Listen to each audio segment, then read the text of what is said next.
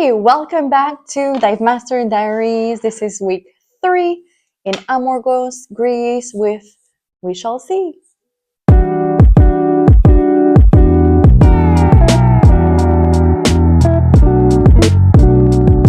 So this week was a turning point.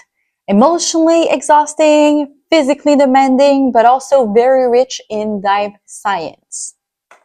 Whether you are a scuba diver or just an ocean lover, I will walk you through the week, the physics that we explored, but also some simple yet powerful theory that can help you understand how our bodies and equipment responds underwater. Ready?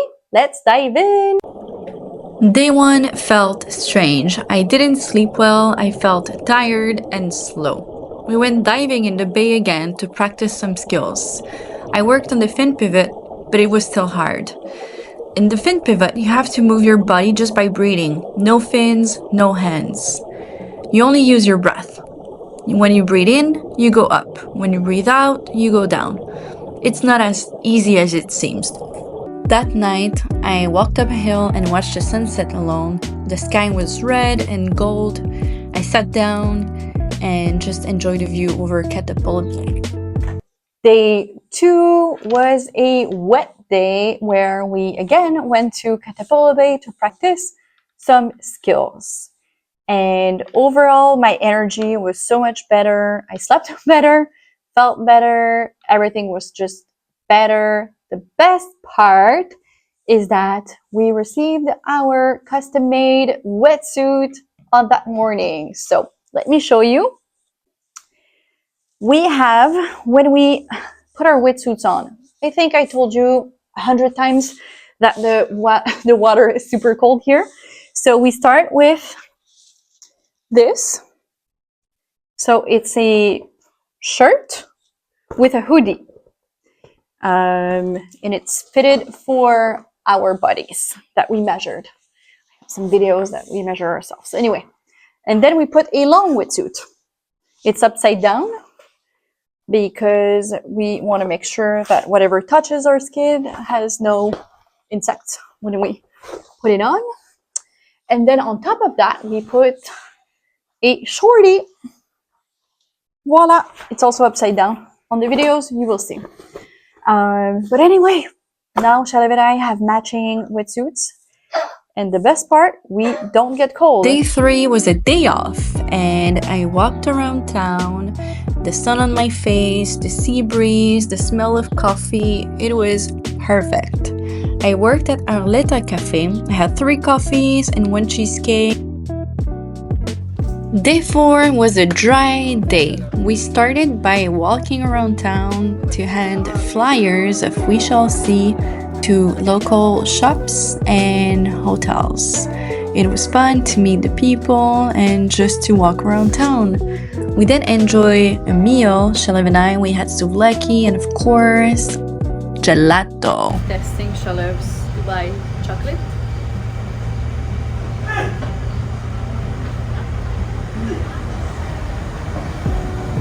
After enjoying this amazing Greek food, we walked back to the dive center to head to classroom where we started reviewing our rescue skills and of course emergencies, so what to do if a diver is not breathing or panicking. And we started talking about some of the theories of Dalton's, Henry's, and Boyle's in more details. On day 5, we went to Kalotaritisa, a beach with clear water and quiet waves. We did 2 dives, Happy Potter and Barracuda. Happy Potter is a deep dive. We went down to 37 meters, but something scary happened. I felt like I was too heavy. My body was sinking. I tried to breathe slowly, but I felt like I couldn't stop going down. My chest was tight. Then Millie came. She looked at me and told me to add more air to my BCD. I did, and I floated again. That moment scared me. But it taught me, trust your training, trust your gear, and don't try to control everything. Just fix what you can, one breath at a time. And you know what? It's better to be overweight than underweight because it's impossible to add more weight to yourself, but you can always add air to your BCD. That was a good lesson that I learned that day. We also did 2 fun experiments underwater that day. Did you know that water eats color? Red is the first color to disappear, followed by orange and yellow. By the time you hit 20 meters, everything looks blue or green. This is why flashlights and filters matter so much in underwater photography. Also, we brought a plastic bottle with us. The deeper you go, the more pressure you feel, and the more gas in your body and equipment gets compressed. Boyle's law says that as pressure increases, gas volume decreases. That's why the bottle was flat at depth and popped on the surface. The plastic bottle experiment is also a great way to showcase why the rule number 1 in scuba diving is to never hold your breath.